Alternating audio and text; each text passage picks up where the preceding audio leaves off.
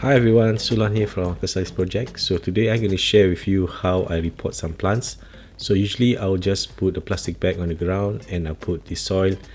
Then I'll just mix the mixture of blood and bones and also the citrus feed or the fruit feed. So I'll just mix around with the spades and shovels and I'll just water it up and give it a good stir, just like how you cooking in the kitchen.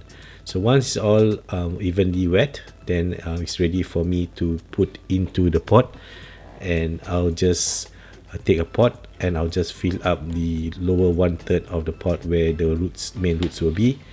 After that, I'll just take and fill up with the normal potting mix as I wet the layers as I go, so that the soil inside is wet while the plant is in. So I'll just use the shovel to press the soil against the edges, and I'll just put the new plant into the bigger pot.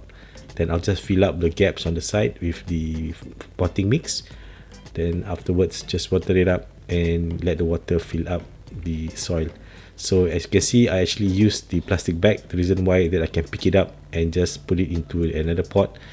And in this case, it has another tree that I repotting, and I'll just add a little bit of the blood and bones and the fruit fertilizer, and I just re-wet the whole thing, and I add more soil to fill up the pot and wet it, and that's it.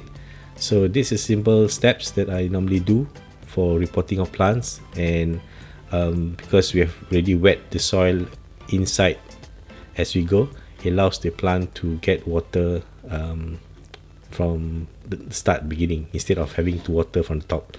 Okay, so I hope you learned something, and thank you for viewing a Fertilizers Project, and take care and bye bye.